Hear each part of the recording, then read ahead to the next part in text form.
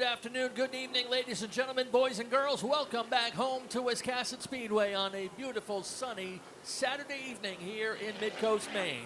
Welcome to Wallace Roofing Night tonight at Wiscasset Speedway.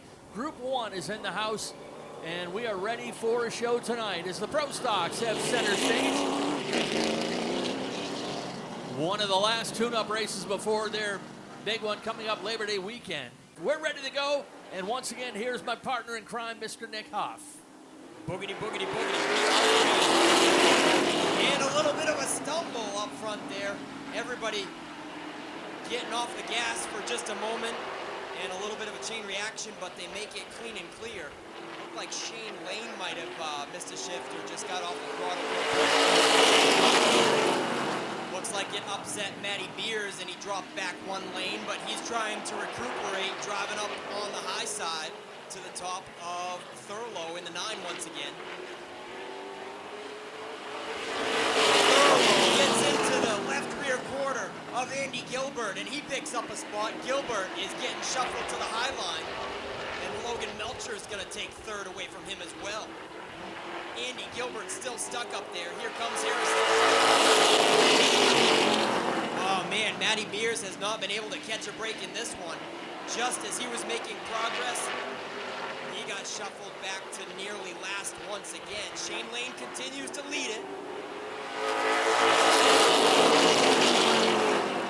JT Thurlow all over the back bumper of the 0-2, and Logan Melcher is gonna go to the high side. JT Thurlow goes to the top right in front of him, and Logan Melcher goes to the bottom. Quick reaction times there for second and third. Great racing as Melcher picks off JT Thurlow in less than a lap, and now sets his sights on Shane Lane. JT Thurlow sideways into turn 1. He's going to lose ground on the top 2. And here comes Mike Harrison nearly up to the back bumper. Look who's made a little bit of a redemption in the 11. Matty Beers picks up. Matty Beers is up into the top 5. Almost 5 cars under a blanket, bumper to bumper, as they are bunching it up tight once again. Melcher back to the top side of Shane Lane with 2 laps left.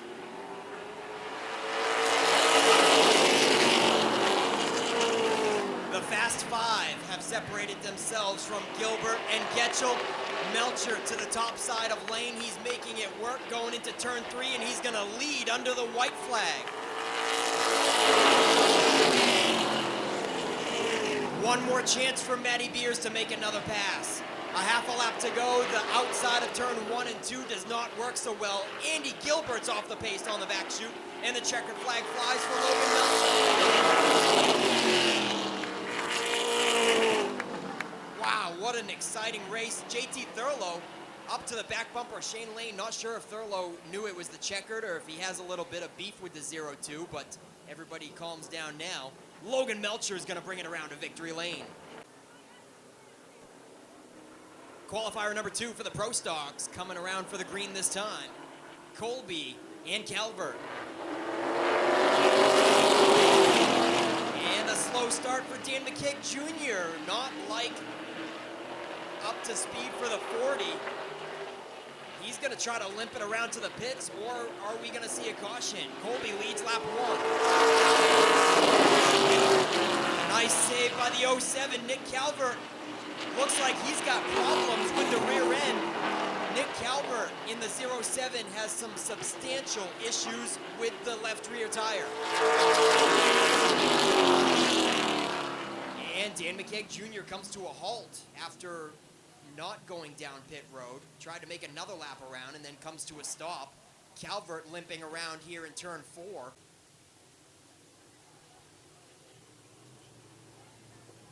Race pays 10 points to the winner, 8 for second, 6 for third, 4 for fourth, and 2 for fifth. So, we got 1 lap complete, 9 to go. This time, Colby has a new dance partner of Nick Hinckley on the front row looking for that green flag.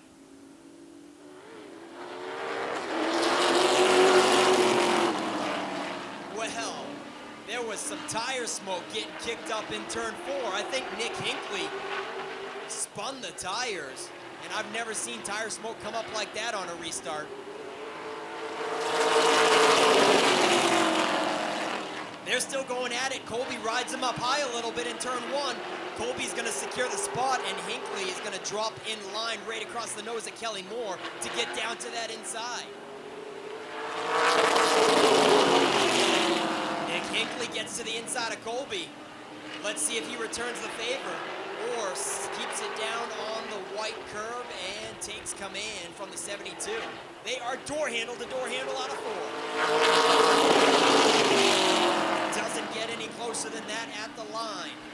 Coming around for halfway, and they are still bumper to bumper down the back chute. Nick Hinckley running Colby real clean and clear.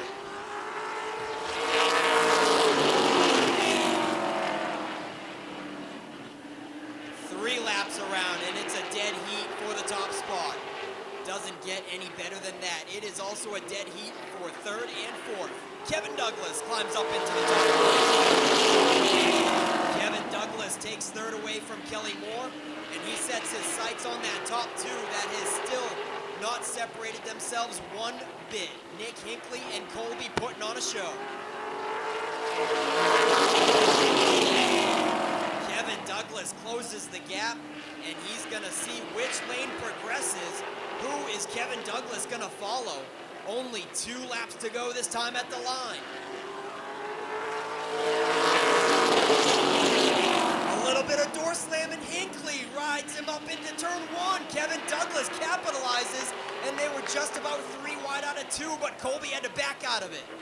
Oh, it's getting rough up there. Kevin Douglas takes command.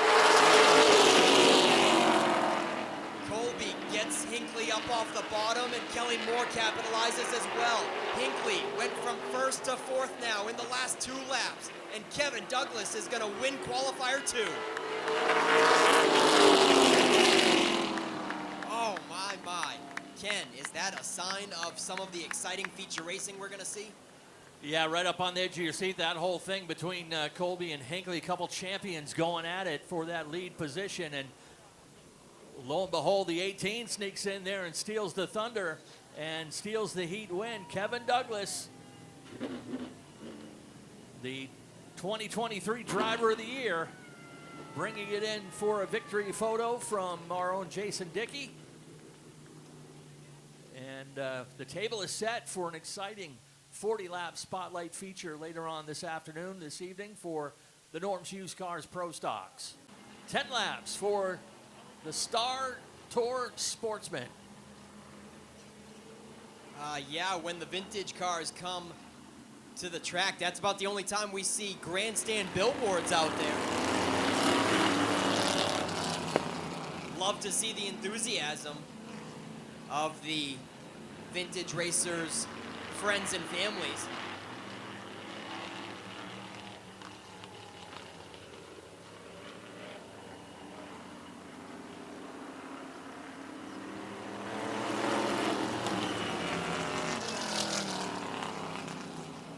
Charlie Lima in the 10, climbing his way up to second now on the inside, and the 1 of Joe Goss is leaving that inside line wide open.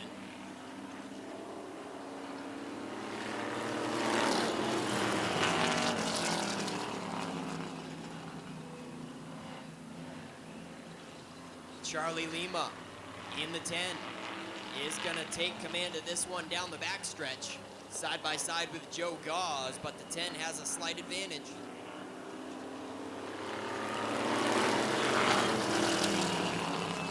And up in third is Mark Parmentier in the 00. But challenging him for the top 3 position, that is Bob Guyon in the 38.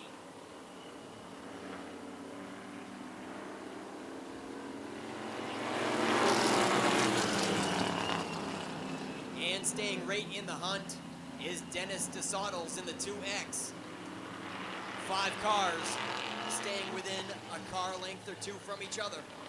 And we got 5 laps to go for these 5 cars, halfway through this first heat.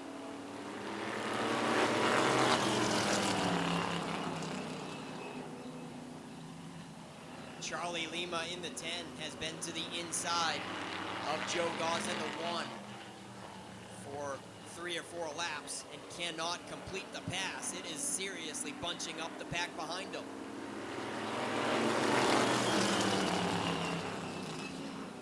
Joe Gauze in the 1 does not want to give away that top spot. He continues to hold it down up in the second groove. And they're double file right behind him.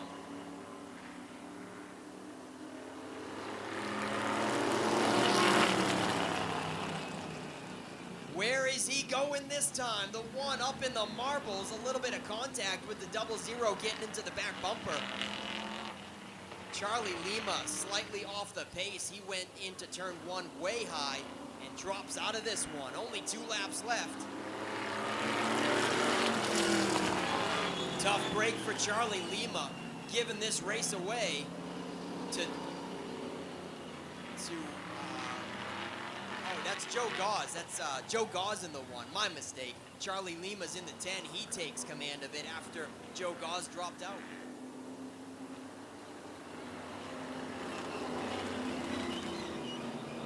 All right, the white flag is out. They are setting up a competitive duel to the finish. Double file for the first 4 spots. Charlie Lima, Bob Guyon, Dennis DeSottles, and Mark Parmentier coming to the checkered flag.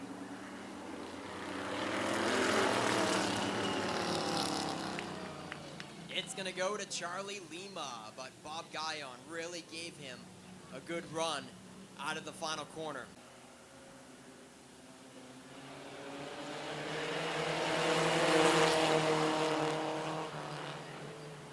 Ben Burgess quickly tried to go 3 wide into 1 and pick off a few spots right off the get-go, but that didn't work out so well, so they are still 2 by 2 all the way through the 4th row.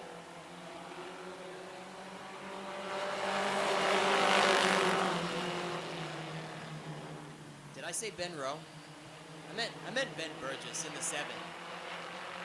We're still 2 by 2 up front. Nobody giving an inch for the top spot. Chastity Shorty in the 19. Jacoby Thacker in the 51. And if I'm not mistaken, Jacoby Thacker picked up his very first piece of hardware in the last Pro 4 race.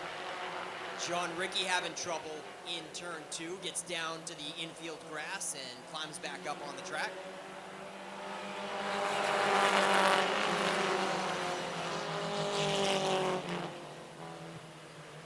Chastity Shorty goes way high out of turn 2 and loses that lead to Jacoby. She might lose another spot right here to the 88 Jackson Moorside.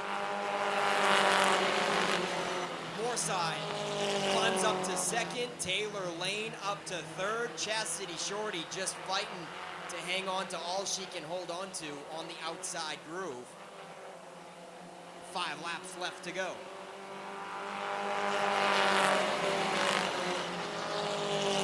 Taylor Lane is up to 3rd, but only by a fender, and then the 26 gets into the back bumper. That's going to upset Taylor Lane down the back stretch and give the 3rd spot back to Chastity Shorty.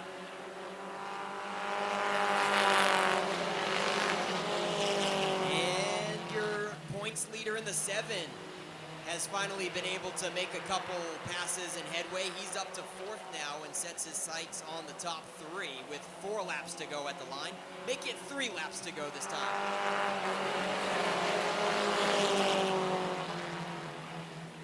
Jacoby Thacker still holding on to the top spot, but Jackson Moorside is all over the back bumper, and it sounded like Jackson had to get off the throttle a little quicker than he wanted to in turn 1 that time. We've got trouble in turn 3. All kinds of cars around. It's a parking lot in the middle of 3 and 4. We are good to go. And unfortunately, Jack McKee made a little contact with the wall, so he's the only car that headed down in the pits and unable to rejoin.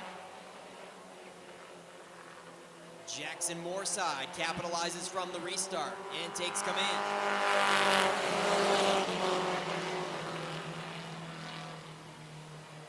Jackson Moorside, a rookie in this class, a rookie with us at Wiscasset. I believe this is his 3rd or 4th race out here with us. And he's going to lead it under the white flag.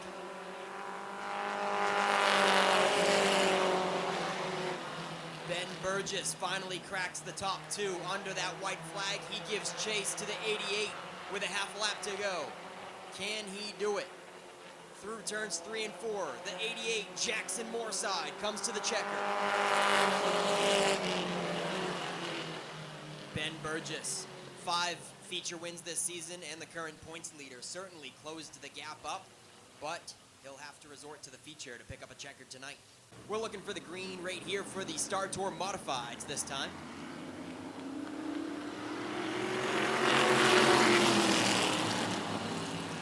And from outside the first row, it's Dwight Bickard taking command, and the 94 shoots down the backstretch like a cannonball. Mike Moody quickly wants to take command of this one.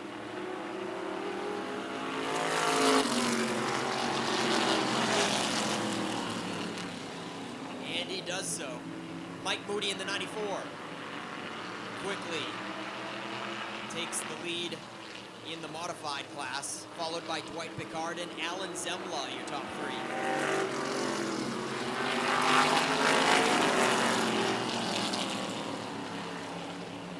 And now there's only one car on the top side. That's James Young in the 61 making some progress. Oh, but the 0 is going to follow him. Ed Hughes follows on the outside and collects 2 spots.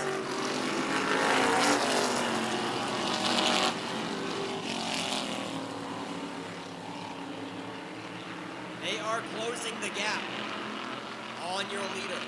Mike Moody trying to get some distance, but here comes Dwight Bickard, James Young, and Ed Hughes. Almost some contact between teammates going into turn 1 between the 2 orange cars, but the 16 pulls up high. Dwight Bickard is going to let them go through. We've got 3 cars running away with this one under a blanket.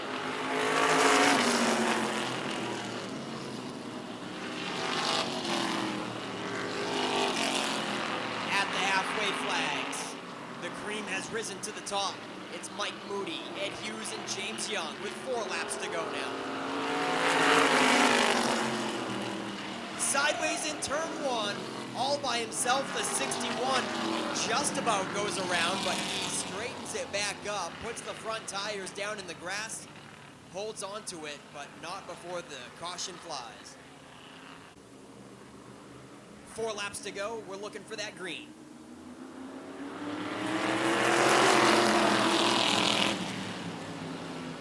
And Mike Moody continues to where he left off. Pulling away quickly to over 5 car lengths from Ed Hughes down the backstretch. And the 61, James Young, is looking for redemption after that spin.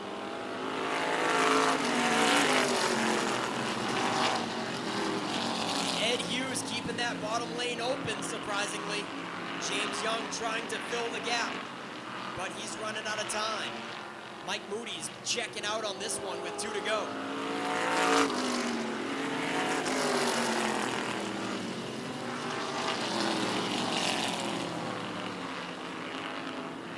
While the battle still resides for 2nd and 3rd, we've got Dwight Bickard holding down 4th, and Alan Zemla rounding out the top 5. 1 lap to go.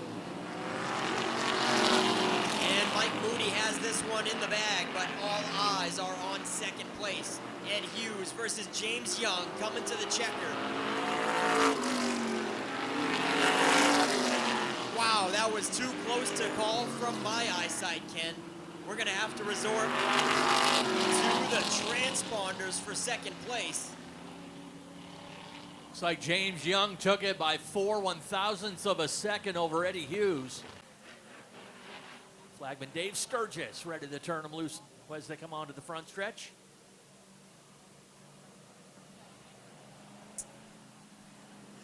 Looking for that green flag this time for Sean Johnson. Doesn't get any closer than that. All 3 rows are still neck and neck through 1 and 2. Sean Johnson breaks away out of turn 2. Benincasa finds a hole to get down to the inside quickly before Osmond fills it.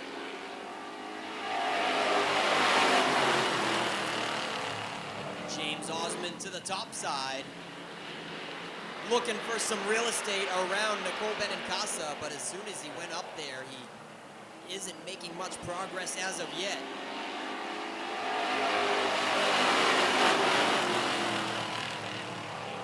Yeah, that was a fun interview with Shawn Johnson earlier. I believe it's probably the first one I've ever done with him. I'm trying to make it around to new drivers that I don't make it around to. Trying to spread the love a little bit as best as I can. And find some drivers that have interesting things to talk about. So I think it's been quite some time since Shawn Johnson has held any amount of a checkered flag at Wiscasset Speedway. He's looking pretty stout to do it today. James Osmond takes second away from Nicole Benincasa, and the rookie Josh Hall follows suit up the bottom. Benincasa back to fourth. We've got 5 laps complete and 5 to go. And now Nicole Benincasa is trying to hold down fourth, but Andy Caherl takes it away out of turn 2. There was a little bit of contact out of 4 that time between them. And Andy Caherl's making it work up to fourth now. Here comes David Greenleaf. Nicole Benincasa shuffled back to the rear. Greenleaf's not done. He gets to the inside of Caherl, and he's going to put that number 58 up to fourth. David Greenleaf in the 58.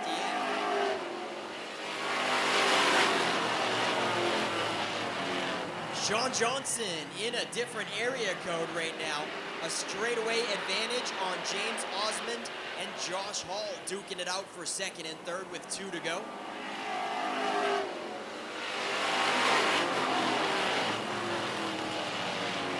James Osmond, a serious veteran of the Super Street class, a multi-time Super Street 100 winner, but the rookie Josh Hall is not letting him get out of sight.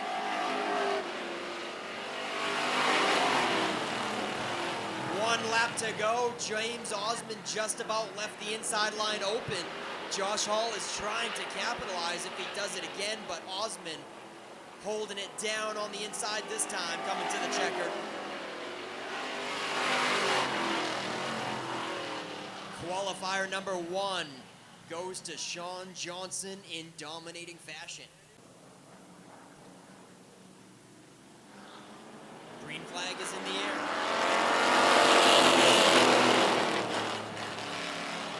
Kevin Sherman, quick on the throttle.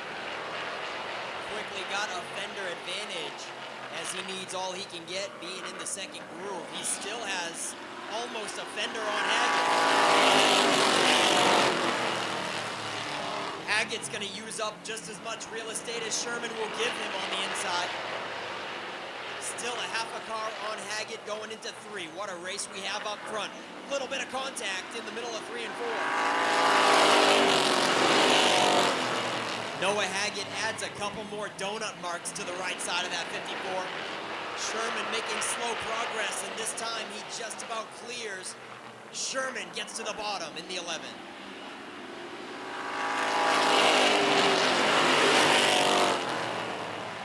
Here comes Jason Oakes to the top side of Noah Haggett.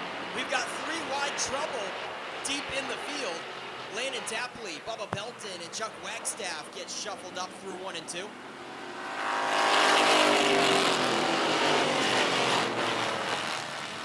Looks like Chuck Wagstaff was making some progress, but quickly loses the 2 spots that he just about took. And he falls right back to where he started, dead last in the 105.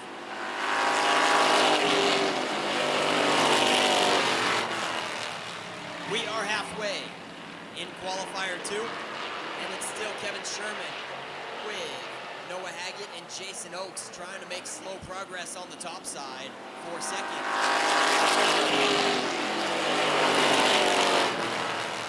And the only other car looking on the top side is behind them of Landon Tapley, slowly working on the 0-0 for 4th and 5th positions.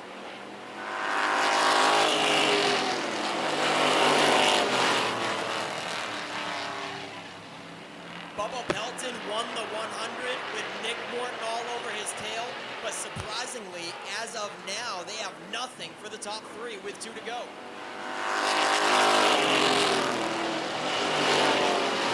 In the Super Street 100, Bubba Pelton and Nick Morton were in a league of contention for the win, and they've got nothing for the top 3. 1 lap to go, and they're probably going to want to make some serious adjustments in between the heats and features to have anything for Kevin Sherman, Noah Haggett, and Jason Oakes coming to the checker.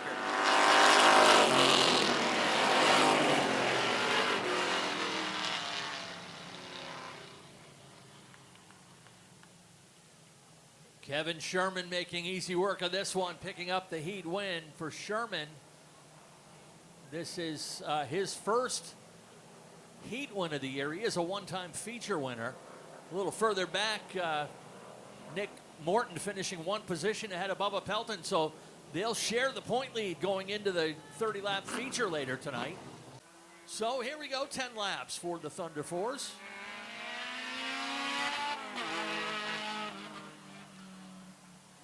This is their feature. 10 laps for a quick feature for the Thunder Fours. Brought to you by Kennebec Equipment Rental. And leading the first circuit, that's Donnie Fletcher in the 88. And David Whitelaw in the 119.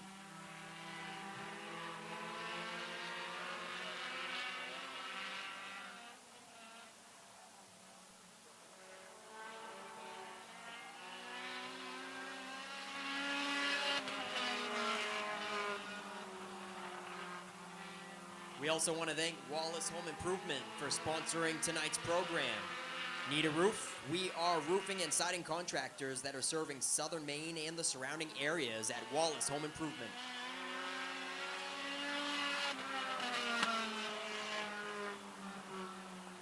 Wallace Home Improvement is the contractor to call for roof installation, siding installation, gutter installation, and more. You can find more about Wallace Home Improvement at www.wallaceroofingmaine.com.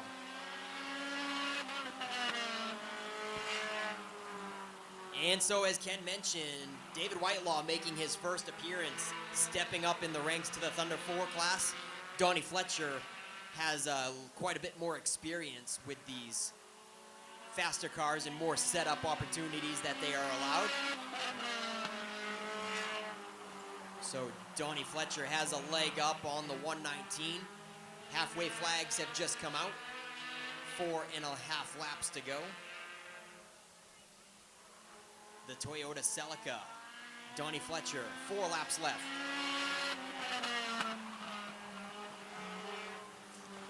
And the Amsoil, number 119 of David Whitelaw, a regular in our Roadrunners. Wonder if he's going to do double duty with Group 1 and Group 2.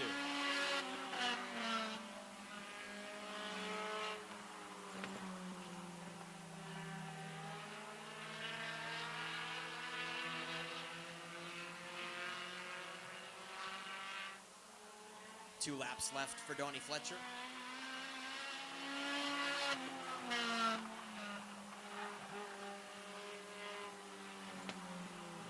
After this, it will be intermission time, and we're going to have the hula hoop contest in Victory Lane with Penny and the Kids Club. The kids come on down for the hula hoop contest. 1 lap to go for Donnie Fletcher. And David Whitelaw. This race will serve as their one and only race for today. It's their quick 10-lap feature. Donnie Fletcher is going to pick up the Thunder 4 race.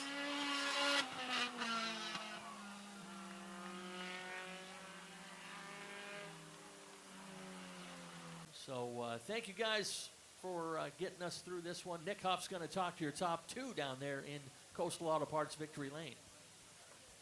And Donnie Fletcher climbs out. Make some noise for the 88, folks. Yeah, thank you very much for coming out, Donnie. Maybe can you shed a little bit of light on what's going on with this class and some of the drivers? How can we get some here?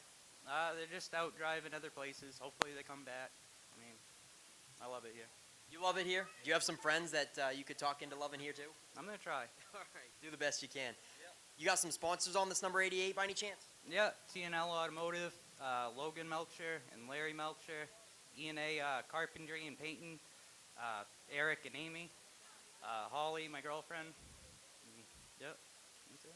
All right, Donnie Fletcher, congratulations on the win, and thank you for supporting Wiscasset Speedway.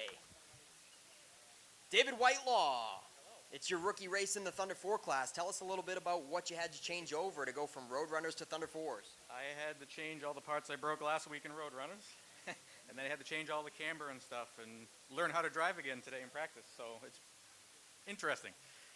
Are you allowed to have racing wheels in Roadrunners? No, we have to have steel wheels, so that was an extra 2 inches of width.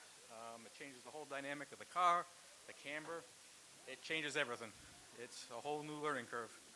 Yeah, I bet. And Ken was saying how you've had some assistance from Ben Ashline. Is that correct? He's pointed you in the right direction? He has. He had the last couple days, he cut some tires for me and gave me some pointers and adopted those and solved my 3-year issue in Roadrunner for pushing up in the corner, and it's always a learning curve. All right, what's the scoop on your wife? I know she joined you in the Roadrunners last season. We ever going to see her out here this year? I think next year, once I get my other hip replaced, and then both of us, I think we'll be back next year. All right, we're looking forward to seeing it. Who do you want to thank for sponsoring the 119? I sponsor it myself, high-grade synthetic AMSoil. That's pretty much it. My wife, family, they all help. Appreciate it. All right, thank you, David, for your support. All right, we'll get you up there in front of Donnie's car, you and Donnie, for some top 2 interviews.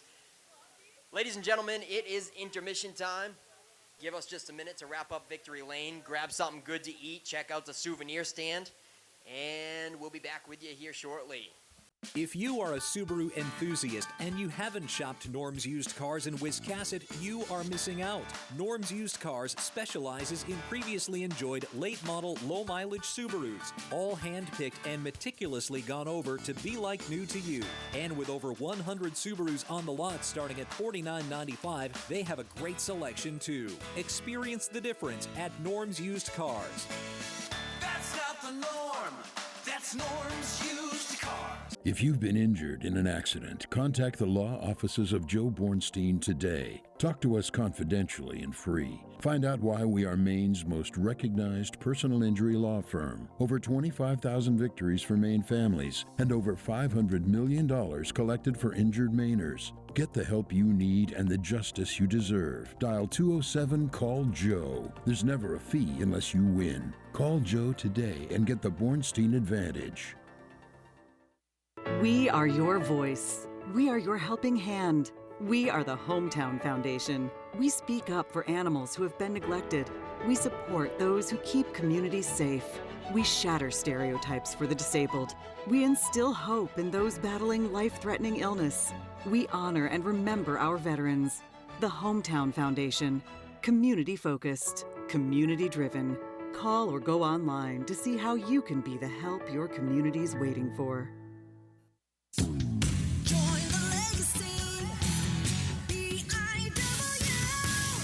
Time to consider your future begins today. Entry-level trade positions now starting at $23.50 an hour and up to $28.19 an hour with experience. Same incredible benefits and career growth opportunities from high school graduation to an exciting career change. This is your time. Join the legacy. B-I-W. Time to drop the hammer. Pace car will take the turn in. And here we go. Green flag is out.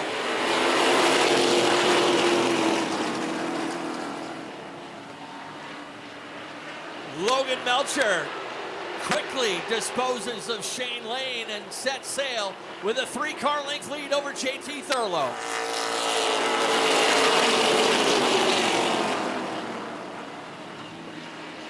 Lane settles it into third, right behind Thurlow.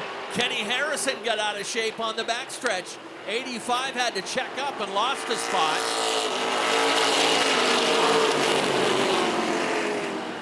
Front 4 looks solid. Kevin Douglas peeking on the outside. He runs in 5th right now. Looking on the outside of Matty Mears in the 11. Douglas moving up the outside.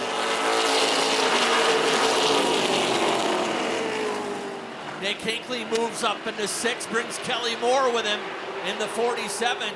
Some fast machines up from the back of the field. Already knocking on the door to the top 5. Jeremy Davis up from the back of the field as well. Davis now up to 8th. Close call between Harrison and McKeage. Harrison across the nose of that 40 car. McKeage had to get out of it, now looks to the outside. In the meantime, Kevin Douglas, a 3-time winner this year in that number 18, but not a regular competitor. Not really factoring into the points chase, but has had a stout piece nearly every time he's raced. He's now into the top 3.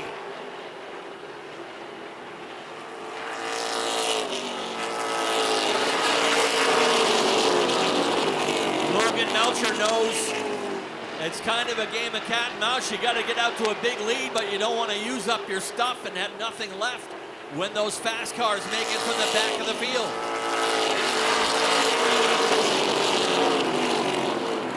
JT Thurlow turning things around in that number 9 car. He's struggled the last few races, but going toe-to-toe with the driver of the year.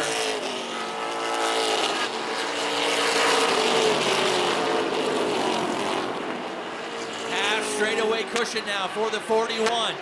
Douglas powers up on the outside of the number 9. Has a good run out there.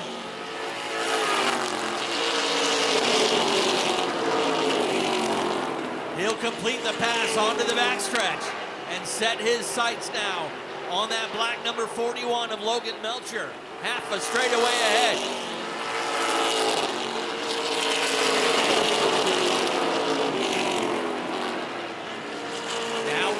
Lap times. Douglas 2/10 faster than Melcher that last time around.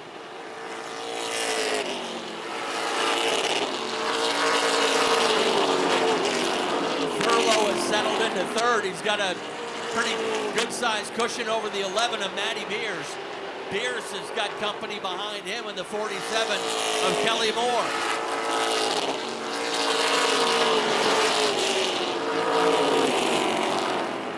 The closest battle right now in the top 5. Back behind them, Shane Lane in the 0-2 trying to hold off Jeremy Davis in the 0-9. Davis had a good car last time he was here, but ended up crashing with Nick Hinckley in the 100-lap BIW 100. Davis carefully works his way around the 0-2. Now moves himself into the 6th position. Davis started back in 12th. Kelly Moore takes over 4th as he got by Matty Beers.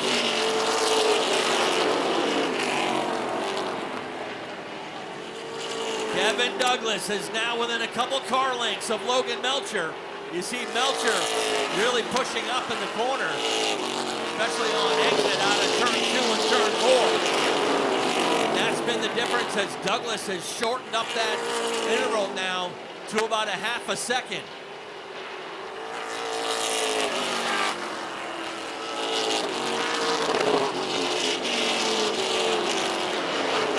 Looking back in the pack at our top 2 drivers in the class, Nick Hinckley with some open racetrack. Dan McKeage kind of boxed in behind Charlie Colby and Shane Lane. McKeage looking to make some progress, but we're already halfway through this race. 20 laps down, 20 to go. Douglas going for the lead.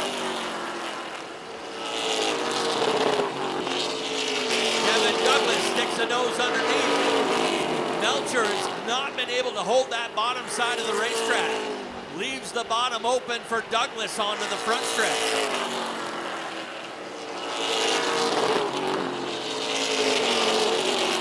Logan knows he's going to have to try to keep that 18 car pinned down low so he can't come free up off the corner.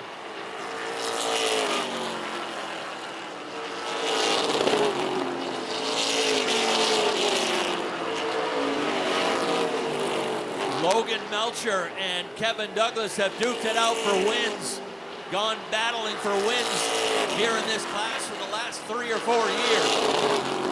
They finished 1-2 in this class a couple years ago. In the meantime, JT Thurlow's got company. Kelly Moore looking under the number 9. As Kevin Douglas completes the pass, puts that 18 car up in the lead, just past halfway.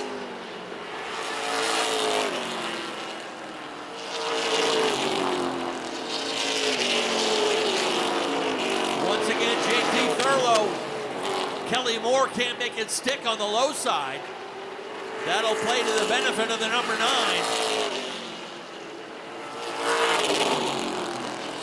Moore right up under the back bumper of that number 9 car. But Thurlow a little better on exit. Up until then, Thurlow got sideways.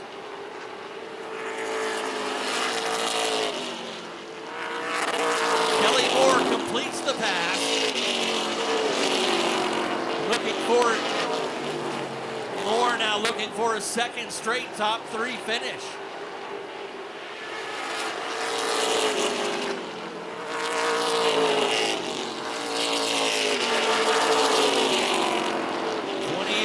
Will make it 29 by the line this time.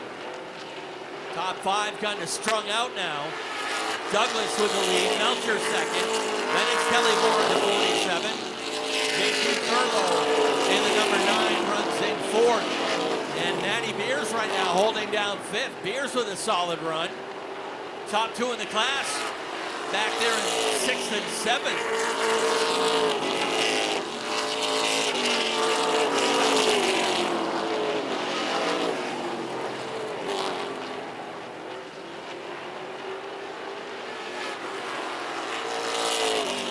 Passing flag being worked on the 88 with David Whitelaw.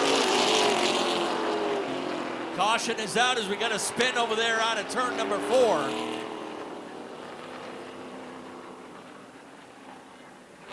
Shane Lane in the 0-2 brings out the first caution. Finally a chance to exhale with a 31 complete, 9 to go. 9 lap to go shootout. Ken, back to you. Yeah, Kevin Douglas started this one in 8th, and actually with Getchell dropping out, started in the 7th position and has worked his way up to the lead right about halfway. Jeremy Davis back on the track. And we've got a green flag. We're back out. Back underway. Little bit of a slip by Douglas. Thought he might have caught the curb, but shimmies his way through turn 2. Melcher right there on his hip coming out of turn 4. Again, these two guys have gone at it wheel to wheel over the last 3 or 4 seasons and have put on some exciting racing. Melcher tucks it right in behind, looks to the inside for a crossover.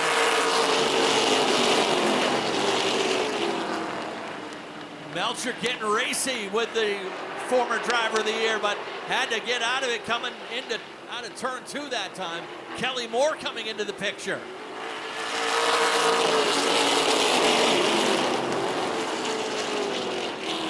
Melcher has to change his focus to holding off Kelly Moore for that runner-up position. Moore looks to the inside after a little tap.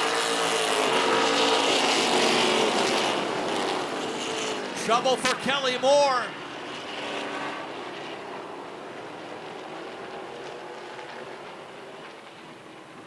Handling has definitely been a problem for many of these drivers, and Moore had a handful going through turn 2 that time. Davis back on the track as they take the green. And lock horns a little bit as they head into turn 1. Melcher's got a good short run car, and it'll definitely play in his favor for a little bit. They'll have 5 laps to go when they cross the stripe this time.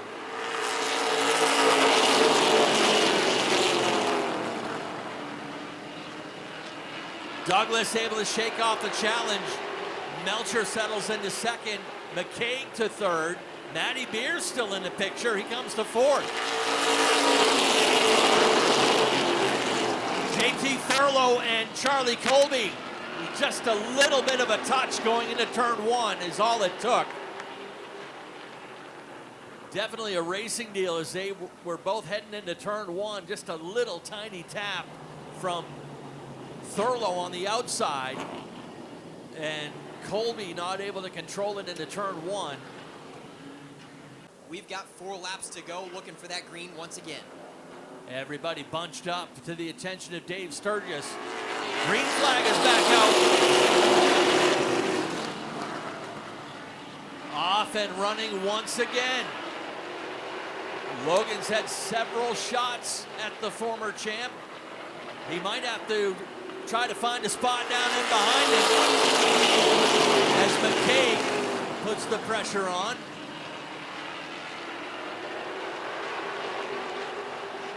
This time by 2 laps to go.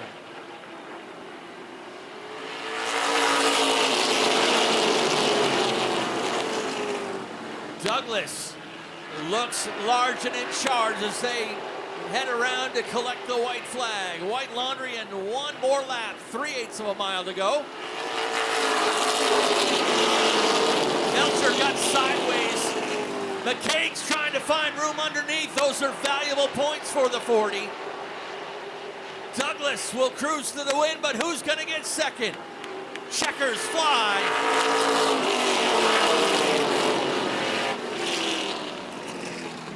And an exciting finish for those other 2 podium spots. Douglas will pick up win number 4. McKeage, as he battles with Hinckley for the division title. McKeage sneaks in, takes advantage, and grabs second.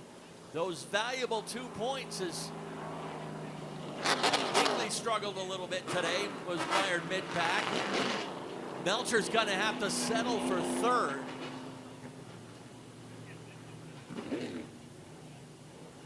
Matty Beers finishing in 4th, and JT Thurlow literally hanging on for 5th.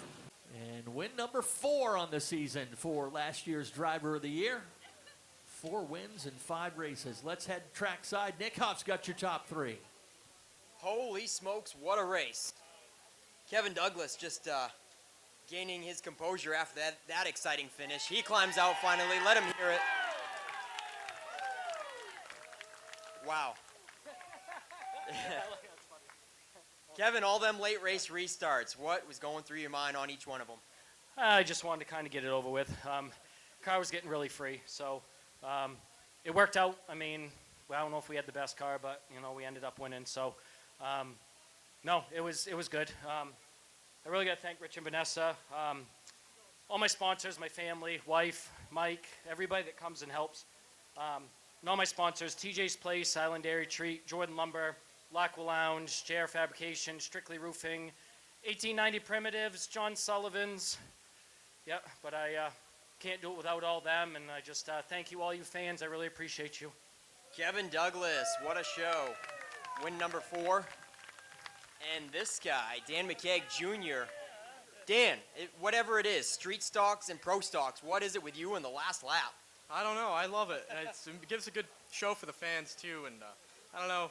Car, it was pretty terrible in the heat. And we made some changes, and it was a rocket ship. I didn't know if we would be able to even get, like, top 5. But late race, it came alive, and glad I could put on a show for you guys. Yeah, if we didn't have those late race cautions, I didn't expect to see you here because you were in the 85 were having a thing going in the back there, and that tied you up for quite a good portion of the race. Yeah, the tires didn't come into it until after I got by him, but it just took a few laps, and then once it got in, I could really tell that it was really coming alive. Is the left rear flat? Oh, I guess so. That's great. Left rear tires flat on the 40. Dan, did you thank your sponsors? Oh, I did not. Webster Service Center, East Coast Communications, Northeast Technologies, Pearson's Heating and Cooling, SOS Towing, B&D Burner Service, and then my crew for giving me an amazing car today. Dan McKeage Jr. climbs up to second on the final lap. And Logan Melcher, it might not be what you wanted, but you told me in pre-race lineup that you were going to put on a show, and you certainly did. Yeah, I hope everybody liked my show. I heard some comments that some people didn't, but I'll dedicate this one to you. Thank you very kindly. It was fun. I actually really enjoyed that. I was digging hard. I had two fresh tires that I paid for myself. These guys had 4. So I was just digging, holding on for all I could. The car was starting to get really tight on me. I was just trying. I tried to take the outside groove away from TC, but he still got under me. I tried the best I could to hold him off, but it wasn't enough. I got to thank TNL Automotive, Randy Schmidt, Donnie Fletcher, my dad, Larry, Boss. I got to thank the Beelan family for coming. Tammy, Steve, Kelly, my wife Mary, my son Henry, Bob Willett, he's always here supporting me. He's got my back. I got to thank my boys for playing Call of Duty and iRace with me, getting ready for this. Thank you, everybody. I love this. Logan Melcher gets another top 3 on the season. A rare occasion to see Mr. Pro Stock excitement up here with us. We'll get Logan Melcher and Dan McKeage Jr. up here in front of Kevin Douglas's ride for some top 3 photos. And wrap things up down here in Coastal Auto Parts Napa Victory Lane. There's over 30 locations across the state of Maine. You can find one near you at www.capnapa.com. Back up to you, Ken. 20 laps for the Sportsman.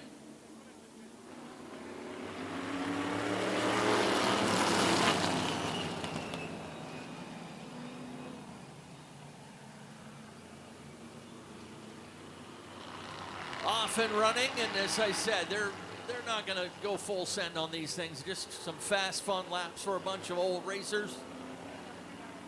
I always like finding out about the history of these race cars when they come into Victory Lane.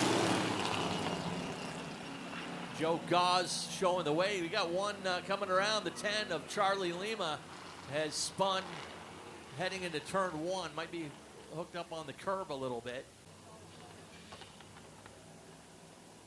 Ace car will pull in, and the 1 of Joe Gauze and the 38 of Bob Guyon get the green back underway.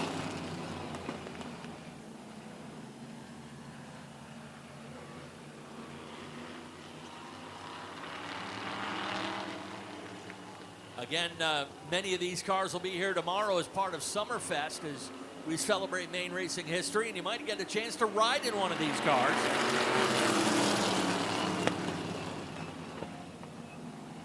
One guy I know has turned a lot of laps back in the day here at Wiscasset is the old cat in the number 38.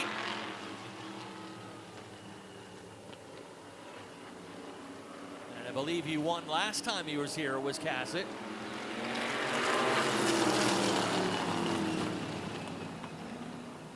We'll see if we can get Nick to ask some of the history behind these cars. Some of them, as I said, are restorations of old race cars. Some are replicas of old race cars.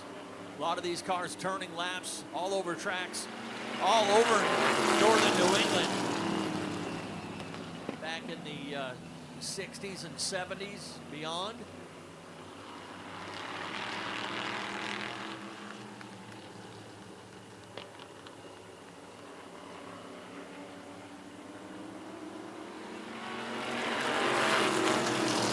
Bob Guyon still in charge. Like I said, not full send, but they're still hustling around this track at about 68 mile per hour average. Got the 1 of Joe Gauze there in the mix. The 00, Mark Parmentier.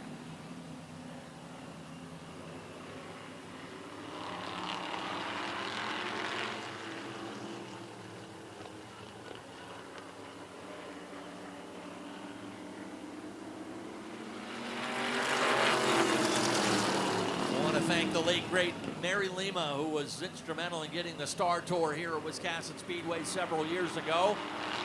And these great folks continuing to race in her memory and all the great work she did to organize this group for many years.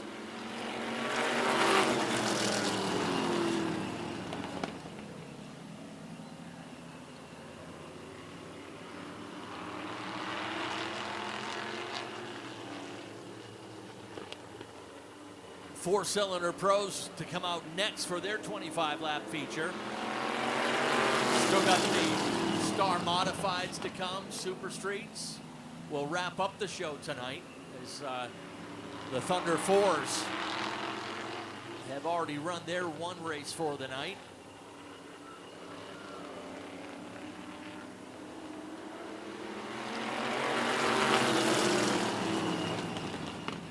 Our old friend Bobby Timmons and Indiana Jones both like to say they belong in a museum, but I don't mind seeing these old cars rolling around Maine's fastest track for a little bit.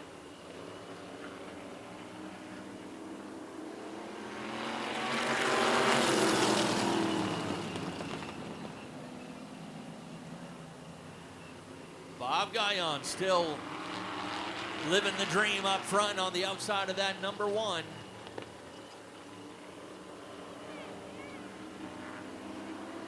.12 complete when they cross the line.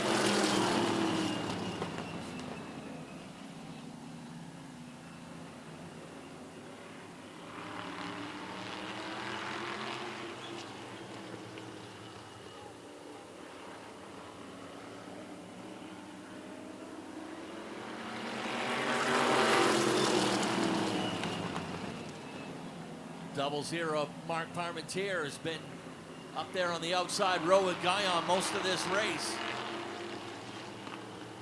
He's had a view of the back end of that number 38 for much of this race.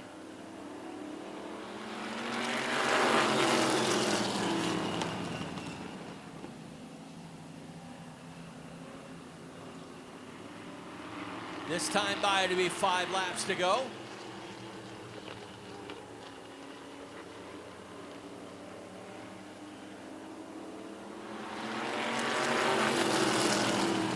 Some smoke rolling off that number 10 of Charlie Lima. A little bit of smoke. Mostly in the corner. Not sure if he's got a tire rub of some sort, but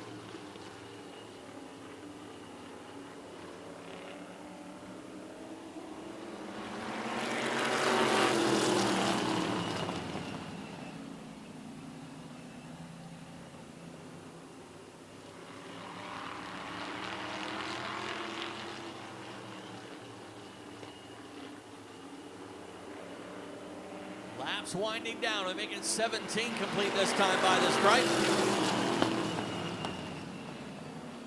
Interval's been close much of the race, but I'm sure these guys don't mind. They're just having a bunch of old guys, like I said, having a blast driving old race cars. 2 laps to go when they cross the stripe.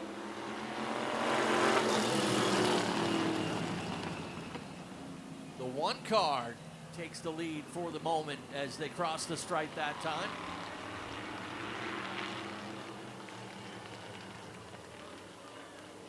White flag ready to fly. I wonder if they'll turn it loose for 1 lap just for fun.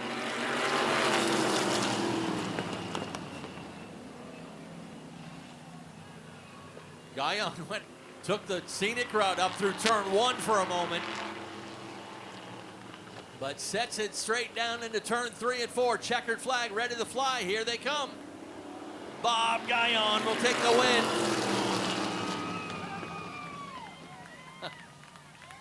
And his family and friends are celebrating out front here just like they were last year.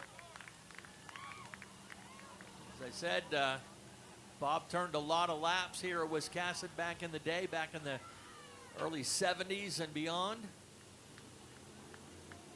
And no doubt a thrill to win here once again.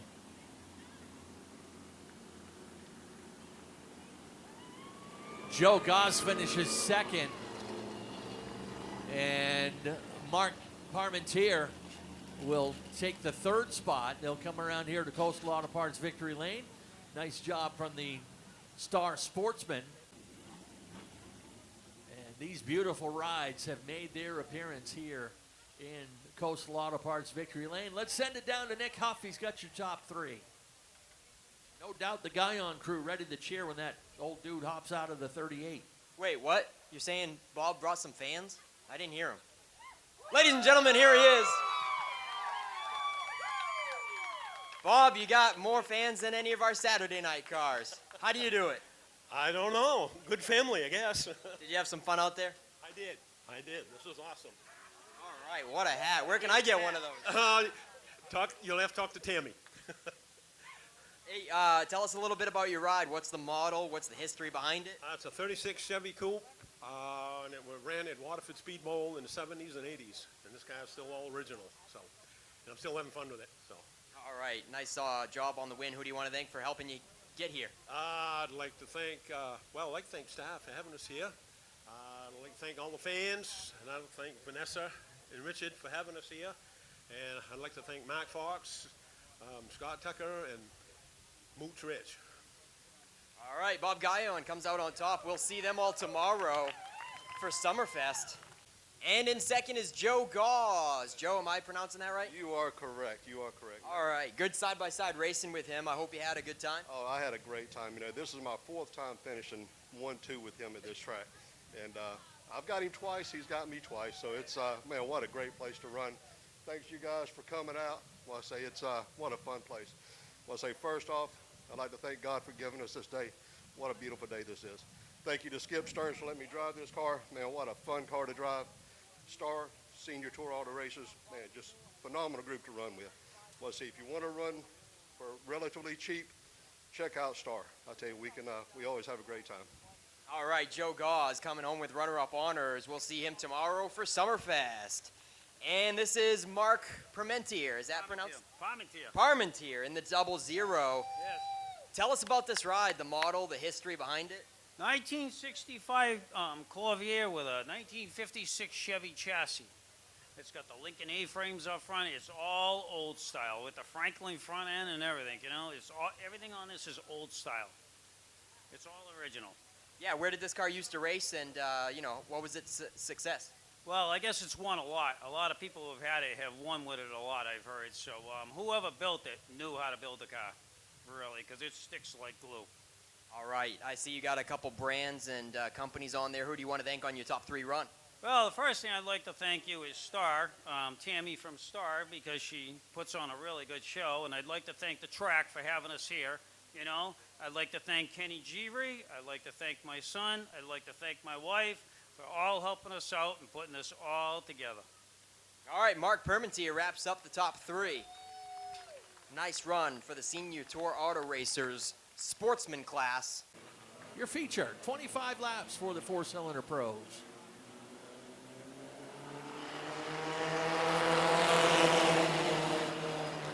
Off and running with a green flag, and Jackson Moorside quickly shakes off the challenge from Jacoby Thacker.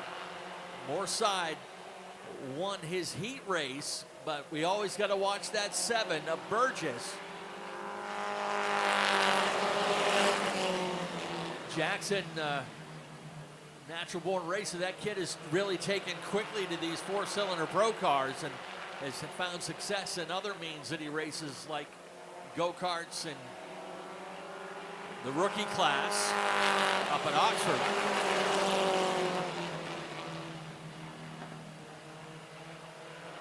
Front 3, out single file. Max Parlin in the 26, trying to hold off Jack McKee. Ben Burgess up a couple spots. Burgess has an open lane on the inside of Jack McKee. They'll go side by side for 5th. As that sun is just at the top of the tree line, obviously affecting the visibility for the drivers as well as the fans.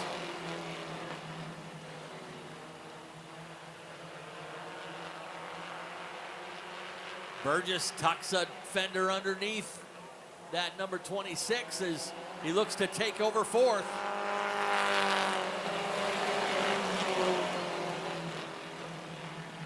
Parlin kind of caught on the outside, in danger of losing 2 more spots to John Rickey and Jack McKee.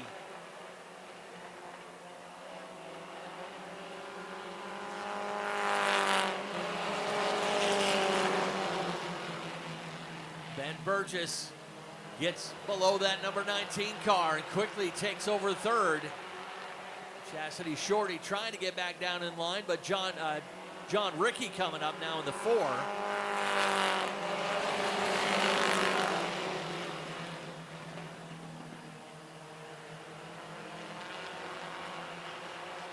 Shorty caught on the outside, drifts back another spot.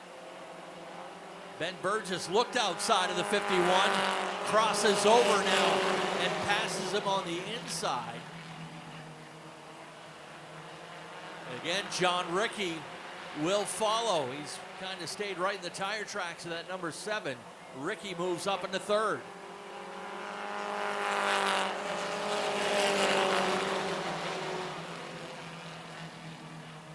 Jack McKee makes it a trifecta, takes a spot away from Jacoby Thacker. McKee now up to 4th. Looks like He's managed pretty well with the left rear damage on that number 28 car, but now starting to lose touch with the lead trio.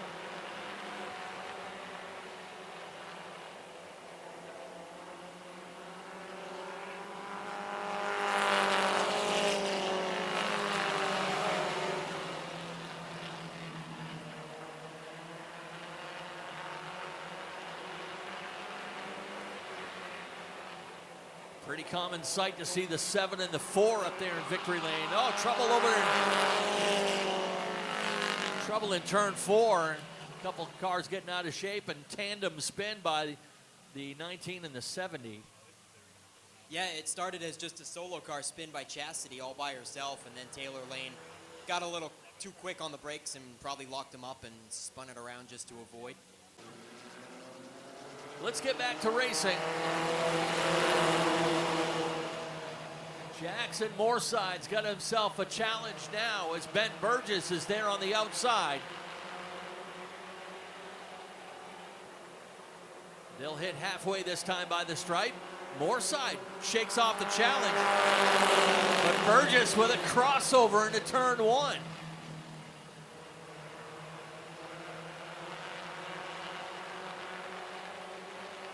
Moorside's going to run where his car's comfortable. Burgess says thank you for the low lane.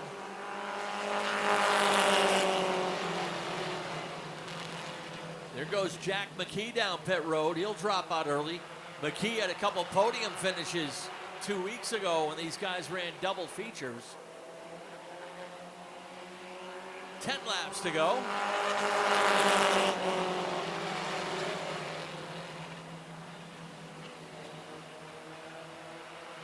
I want to give a shout out to Emmett Walker and that number 20. The young driver has spent a lot of Thursdays practicing here at Wiscasset, putting in the seat time.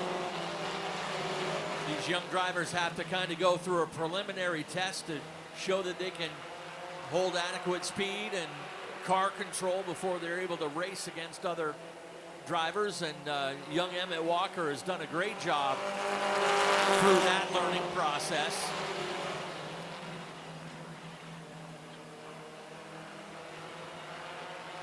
And the young man is still on the lead lap here as we're closing in on crunch time on this one.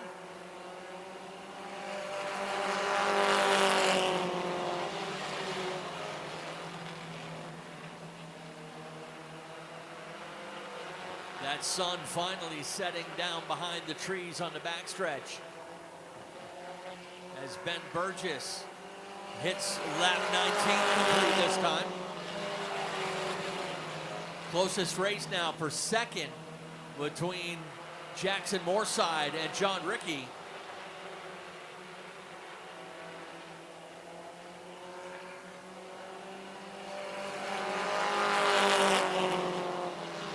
John Rickey, another one of those young drivers that's definitely shown his willingness to put that car out there and run as fast as he can, but learning the car control part of it as they go along.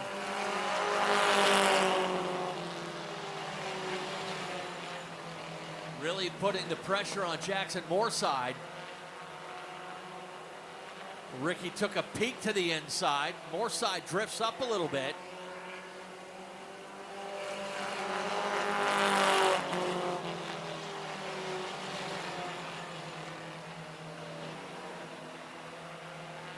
This next time by to be 2 laps to go as Burgess in charge of this one. Rickey and Moorside racing it out for second and third. And oh, so close at the line. Moorside by 18 one-thousandths of a second over Rickey that time by the line. And a white flag, 1 to go.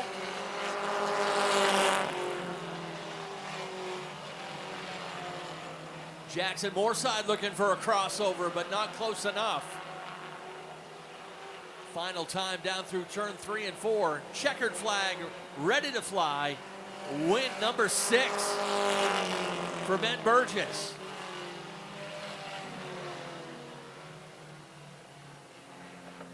Burgess gets the win. John Rickey in a good race with Jackson Moorside will take second. Moorside started at the pole position, led some laps, will finish in third. Then comes Max Parlin in fourth. And Jacoby Thacker rounds out the top five in car number 51. Well, he certainly proved this car is capable of winning, as you see that for sale sign on the outside of it. I know he'd like to make the jump up to a class. And geez, talking about jumping up, he's already out of the car. Nick, take it away. Yeah, Ben Burgess, he's very comfortable up here. He's wasting no time. Give him a round of applause, folks. Ben Burgess taking command of this class in dominating fashion this season. And Ben, tell us about that race. You had to come from deep in the field, slowly picked them off, and raced everybody clean. I didn't think I was going to do it there for a second. Had nothing for the 88 on the outside, that's for sure. Yeah, was it thankful for a restart? I don't know. I feel like I might have liked it if we didn't have it, but we'll never find out. All right, Ben, who do you got to thank for sponsoring the number 7? My grandfather, my cousin Cole, my dad, does everything. I like seeing your face. Wiscasset, everyone that helps. All right, Ben Burgess. I think he just likes what comes with seeing my face. It means that he won the race, so he doesn't really like me. Oh, I'm just kidding. John Rickey comes home with runner-up honors, making the pass complete with about a lap and a half to go. What a battle with the 88. You guys were side by side, neck and neck, and slight bit of paint swapping. Tell us about that. Yeah, I think I came up into him a little bit and just caught his left front. And Nothing intentional, huh? no, I didn't try to. No, I can imagine. Who do you want to thank on the number 4 for your solid runner-up finish? Island Seal Coating, Jim Small Engine, J. Rickey and Sons, and Hair House. All right, John Rickey takes runner-up honors tonight after a solid battle with Jackson Moorside. Jackson, what is this, your third visit with us to the track? I think fourth. Fourth visit. I know the very first time you were out here, I think you got third, right? How many top threes you got now, 2? 2. You liking the place? Yeah, other than when I hit the wall, yeah. When did you do that? My first race here. Oh, that's right. So the first visit, we barely saw you. So it was technically the second visit. You got top 3. You matched your career best tonight with another third. Great battle with John Rickey. Can you tell us about that good side-by-side stuff? That was a really good battle. I like clean racing. I thought I was gonna. I was scared I was gonna dump him on the backstretch there on that last lap. Yeah, two drivers just trying to use up as much track as you both can, but be fair about it, I'm sure. So who do you want to thank for sponsoring the number 88 again?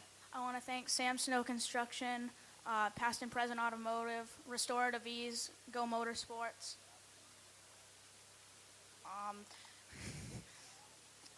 Stephen Pelletier and Sons Drywall, my mom, my dad, my grandparents, Joe Maines and Jacoby Maines for helping me with my car, and Colton. I don't know his last name, but Colton. Oh, Colton Shabak, what did he do for you? He taught me how to race here. Nice. Hey, Colton, what a nice guy you are. Jackson Moorside, one more round of applause, everybody. Rounds out your top 3. Jackson Moorside, John Rickey, and Ben Burgess up here in front of the 7 car for some top 3 Victory Lane photos. That'll wrap it up in Victory Lane, presented by Coastal Auto Parts, established in 1981 with over 30 locations across the state of Maine.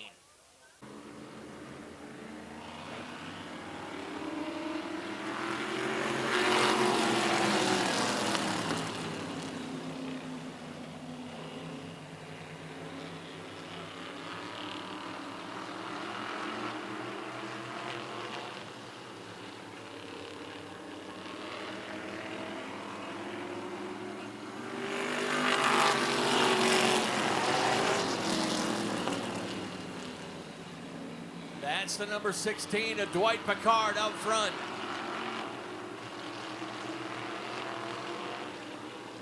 They had that car on display a couple weeks ago down at Beech Ridge Motor Speedway for the big show down there. And that car right there has got quite a bit of history down at Beech Ridge. Both that and the 61.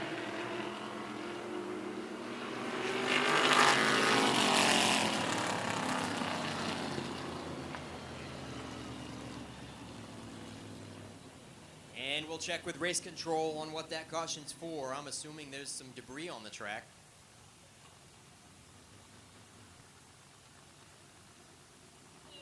Ken, what did somebody's air filter top fly off? I believe so. Yeah, I got some debris there on the backstretch all taken care of. So that's a common thing to see when you see those open air breather modifieds. Yeah, it didn't stop Zach Bowie from winning. Yeah, it don't stop you from winning, but it poses a threat on the track.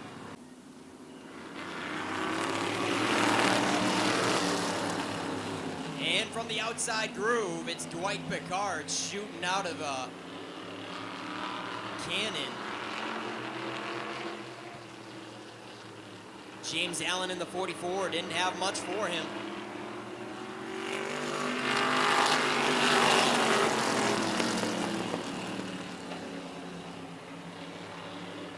Dwight Pickard from Lisbon Falls in command of James Allen from Westminster, Massachusetts.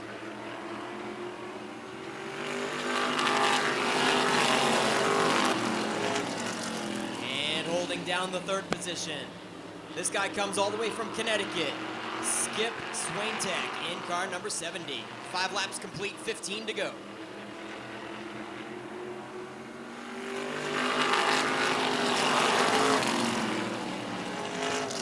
Yeah, these guys are now getting into the 17-second range. Mike Moody in the 94 just turned a 17.69 to 76 mile an hour average around the track.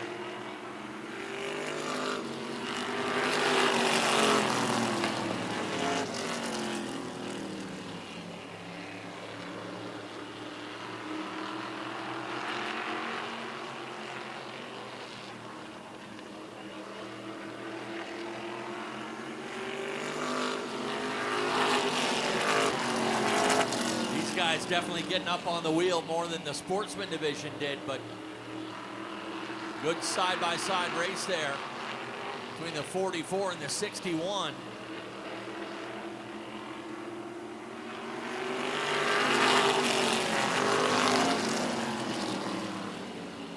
They've gained some ground on that 16 car. Pickard kind of slowing down a little bit. We'll hit the halfway marker, 10 down, 10 to go.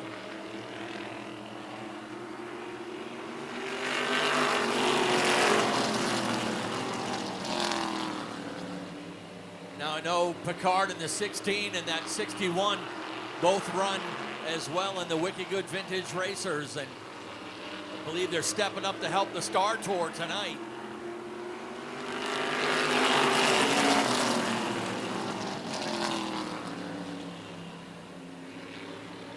That 70 car starting to come to life. Skip Swinetek. I know we're probably butchering that one too, Nick, but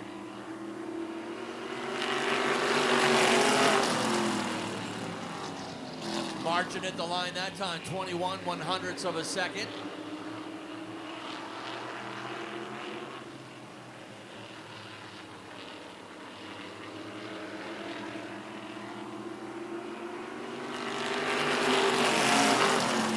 Now Eddie Hughes starting to come into the picture in the 0.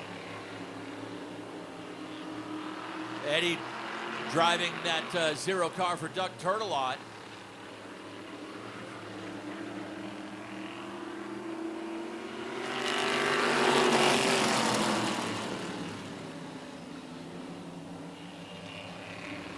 There goes the number 43, Alan Zemla, heading down pit road and dropping out early with 5 to go.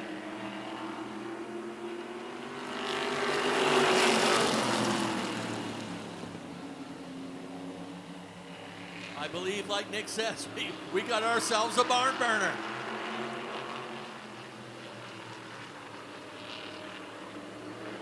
$16 on the low side, 70 up high. No room for anyone else.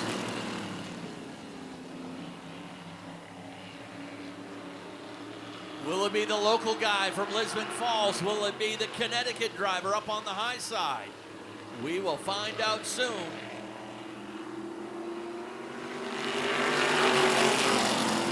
Pickard that time, 19/100ths.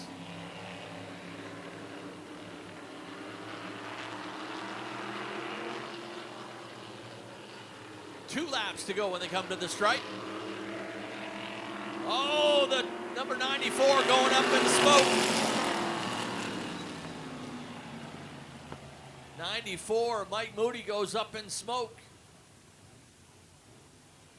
And able to get it down pit road, but they're going to have to get over there and check and see if any fluid was put down over in turn 4.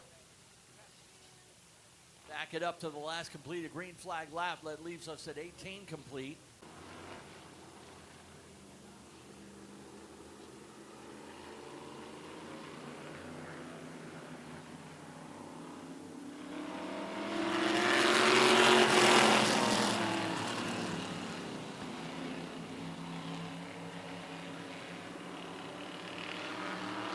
Dwight Picard leading them once again, and they'll get the white flag this time by.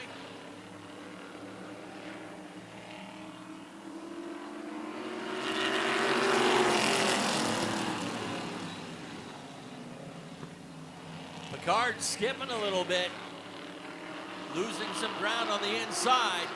Checkered flag is ready, but here comes Picard once again. They'll come to the line, and it is the number 70. Skip Swinetek will take the win and make that trip up from Connecticut that much better. Once again, let's head trackside. Nick Huff's got your top 3 for the Star Tour Modifieds. And Skip Swinetek climbs on out. He puts on his Senior Tour Auto Racers hat, but I'm pretty sure they're going to give him a better one in just a moment. Give him a round of applause, everybody. Skip Swinetek.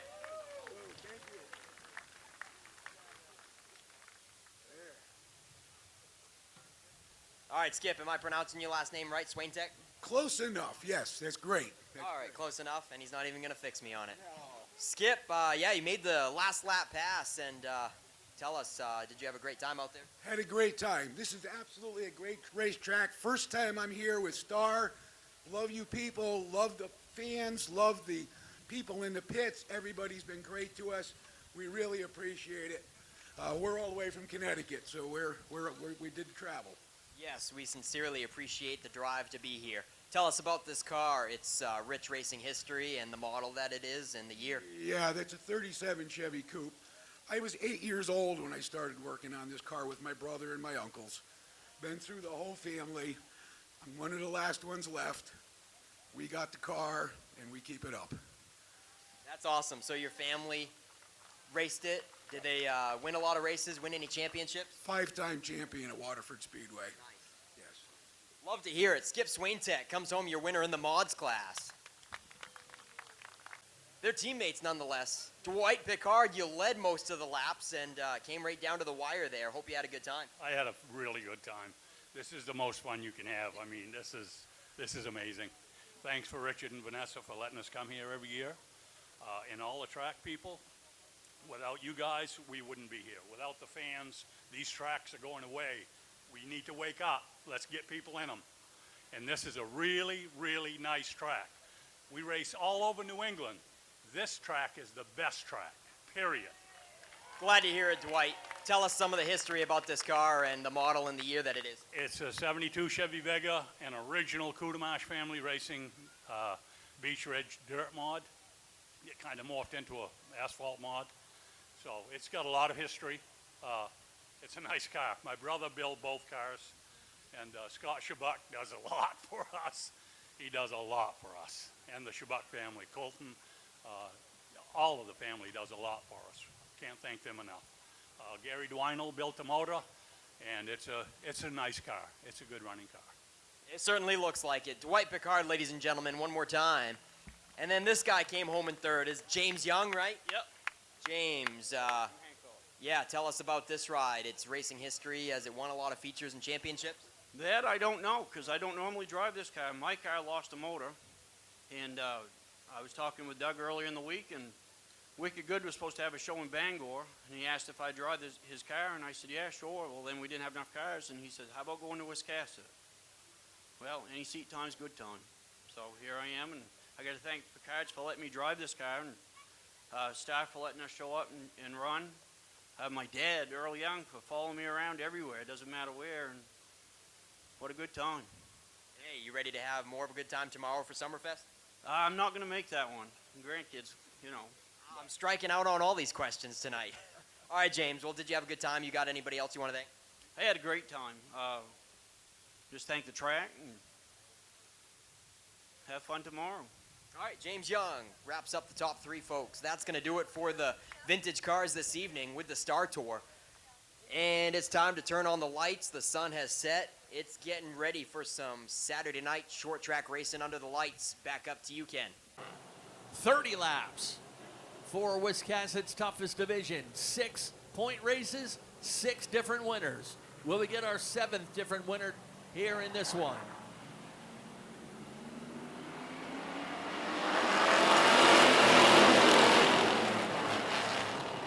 We are green and we are running down the backstretch. Sean Johnson was really strong in his heat race.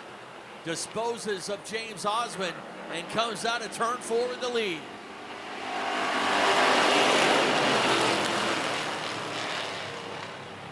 Side by side for third, Greenleaf and Hall. Greenleaf's got a good run on the outside, but the youngster in the 117 pulls up, back up to reclaim third on the inside.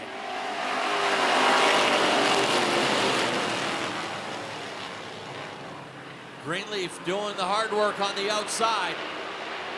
Jason Oakes coming up the outside rail as well in the 11.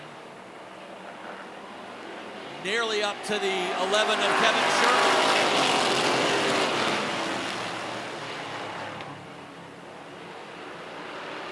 These 30-lap short races, the winners have all come out of the top 3 usually.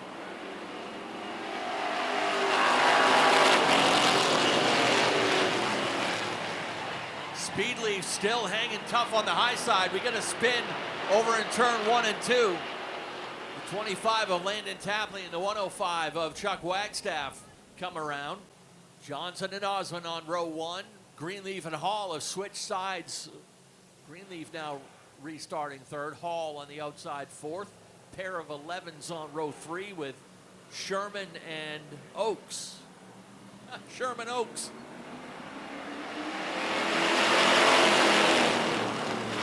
I've never been there, but they tell me it's nice. Back at it now. Green flag is out. And again, Sean Johnson's strong on the start.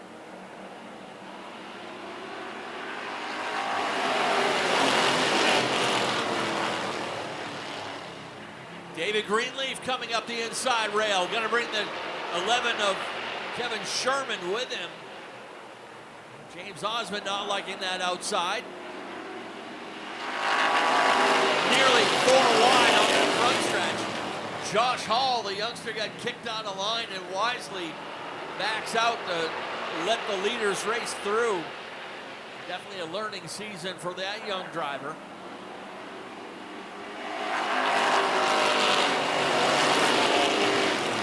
The handle starting to go away for Jason Oakes a little bit in that yellow number 11. Sean Johnson leading the freight train out of turn 2. Complete 8 laps.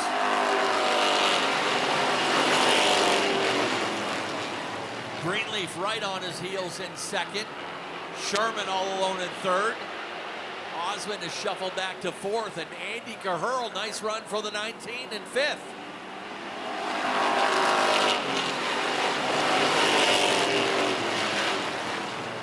If Caherl can put this run together, it would be a career best for him in that number 19.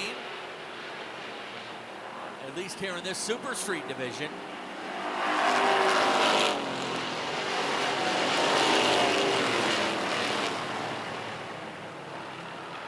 David Greenleaf biding his time in the tire tracks of Sean Johnson. Greenleaf desperately wanting his first career win.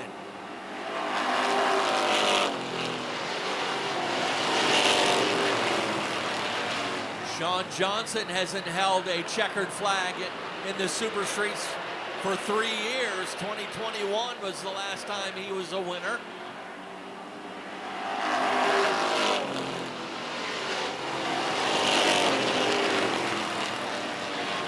David Greenleaf, patient in that 58 trying to set up Johnson, but he has seen a lot. Gonna have to pull some serious tricks out. Outdo Sean Johnson.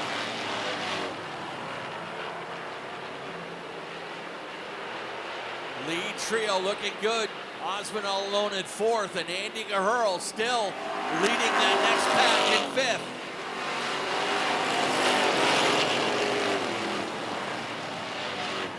Your 2 division point leaders mired back in traffic. Actually, David Greenleaf may stand to take the point lead for himself after this one.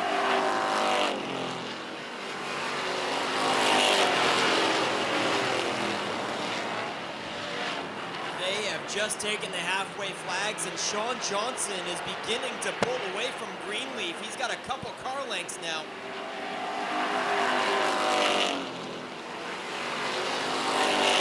As David Greenleaf given it all he had to try to chase down Johnson, and Johnson now has his second wind.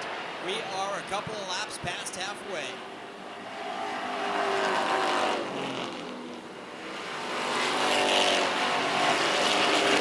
Bubba Pelton has finally broken free of some heavy traffic. He's now in the top 5 and working on the back bumper of James Osmond for 4th going into turn 3.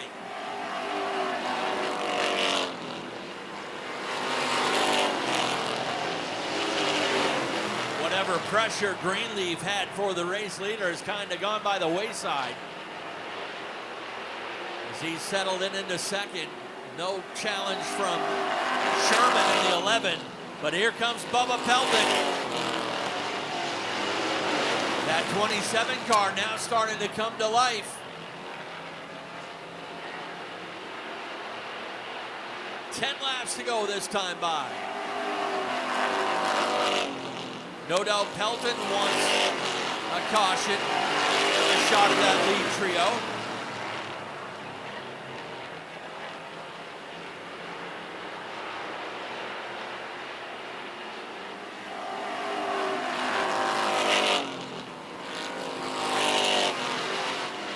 Checking out the lap times. Pelton a little under a 2/10 faster than the lead trio, but time is a-wasting. Will he at least be able to catch that 11 of Sherman? He's got a half a straightaway to catch it, and just 8 laps to do it. Pelton actually 3/10 faster than the leader that time.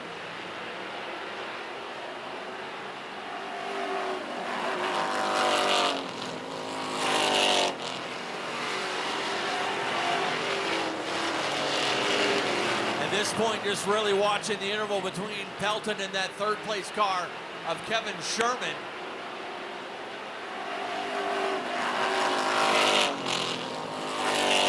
Right now, that gap is about 1.5 seconds. They'll have 5 laps to go this time by the stripe.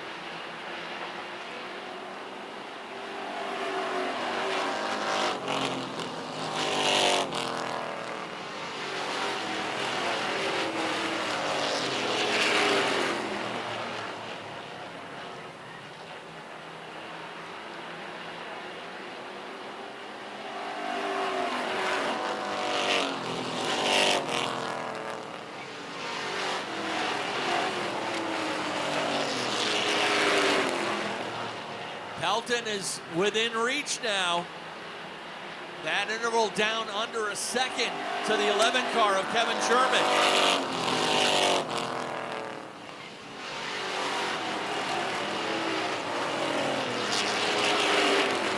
This time by 2 laps to go for Sean Johnson.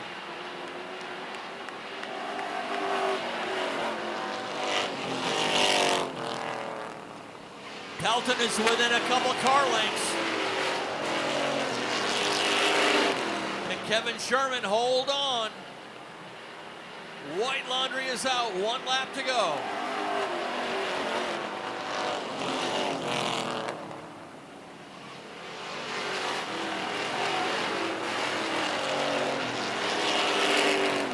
Final time down out of turn 3 and 4. Checkered flag is up. Sean Johnson will get the win going wire to wire.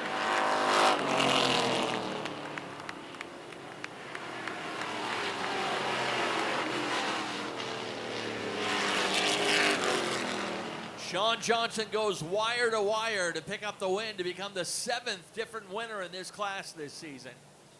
David Greenleaf matches his career best in 2nd. Kevin Sherman 3rd. Richard Pelton, Bubba Pelton finishing in 4th, close behind. And James Osmond rounds out the top 5. Got to give a shout out to Andy Caherlin, then number 19 right there as he comes by the flag stand. His best run of the season as they look to turn things around.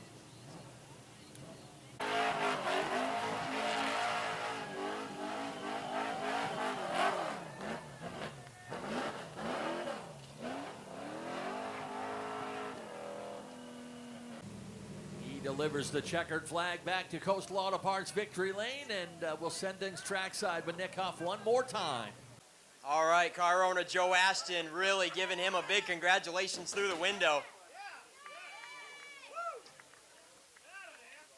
All right, Sean Johnson's finally climbing out, folks. Yeah, buddy. Sean, I can't believe it. I did a pre-race interview with you today, just off the cuff, didn't plan it, and it seems like I bring a little bit of luck to guys that I interview before the races. Man, did you know that you'd be this stout today? You kind of swept it. You got your heat and the feature. Did you have any idea during practice? I knew it was good when we went out in practice. I was very happy with it. We made a slight adjustment, and it was real good the second practice. And the heat race, it just never flinched. It was the best the car has been, probably one of the best cars I've driven, honestly. It's been plaguing us for quite some time, but we weren't going to let it get us, and we got it. That you did. Man, I talked to you so much before the races, so we got your background on the Ashton relationship there and everything, so no need to cover all of that, but who do you want to thank one more time for sponsoring this 35 ride? Well, I got to thank Joe Ashton and Emily Ashton. They put their heart and souls in this car. They've supported this track since 2017 or so, and they're here every week, and they stuck with it, and we finally got them a win. I'm glad it was me that could do it.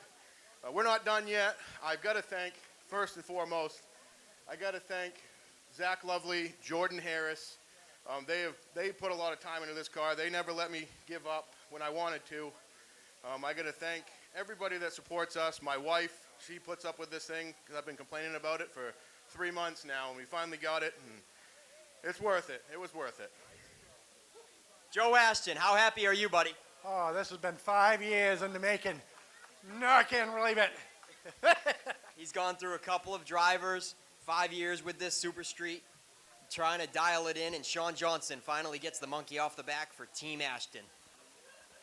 David Greenleaf, oh man, you matched your career best, still seeking that first Super Street win.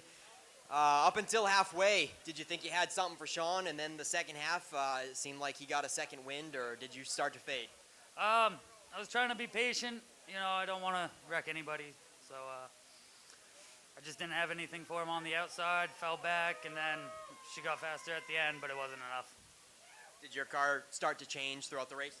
Oh yeah, she was really, really tight the first couple laps, probably up until about lap 10. So she freed up, but it just wasn't enough. All right, who do you want to thank for sponsoring the 58 ride? Obviously, I got to thank Primo Glass. They do a ton for me.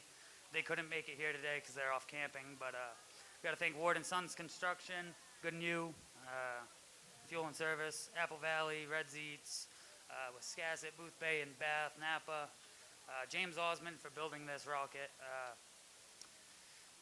my boss Hawk Motors, and Shannon's Unshelled. All right, David Greenleaf comes home with runner-up honors. And Kevin Sherman. Just ran by yourself there a little bit, kind of uneventful for you. How frustrating is it just to see these guys just a little bit out of reach but can't catch them? Well, you're right. I was by myself watching them slowly pull away, and not to mention Bubba coming up behind me. So, you know, I'll take a race. We're at the podium, thankful for that. But you know, the car's in one piece. It took us a while to get it back together after the 100 lapper. So happy to be up here, guys. Who do you got to thank for sponsoring the 11 ride? Oh well, you know, I got to thank my sponsor, of course, my father here, Norm's Cars in Wiscasset, but my brother-in-law also runs Bearded Builders out of Woolwich. I work for him on the side, and he hooks me up with some tire money. And, you know, my family, my friends, my new crew chief, just couldn't do it without all of them. Takes an army. Kevin Sherman wraps up the top 3 in the Super Street finale. It's been quite a night. What a great night of racing at Wiscasset. Right, David? It's an awesome night. Oh, yeah. Oh, That's our last celebration in Coastal Auto Parts Napa Victory Lane. We'll send it back up to Ken to send us home with some kind words. All right, thank you once again, Nick Huff, and congrats to our top 3 in Victory Lane. Great show tonight. Thank you guys for being here for it. Thank you to the good folks one more time from Wallace Roofing, Wallace Home Improvement for sponsoring tonight's race program. They'll be back for another one. They're going to do a Group 2 show a little bit later on this month, so we'll see them then. In the meantime, thank you for joining us. Don't forget Group 2 Fan Appreciation Night next Saturday night. Wood Pellet Warehouse late models have a 75 lapper that night, and we'll have the Mainly Karting champ carts out here. Have kids with the go-karts out in the concourse. Driver autograph session on track at 4 o'clock, so be here for that. Kids bike races to follow, and then racing action will kick off about 5:15 of all the fun, so be sure to check our website, WiscassetSpeedway.com, for all the details. Get all your official finishes from tonight's racing and all the schedule for next week. So one final time on behalf of Richard and Vanessa Jordan and the entire staff, thank you for joining us. Have a great rest of your weekend. Travel safely, and we'll see you then.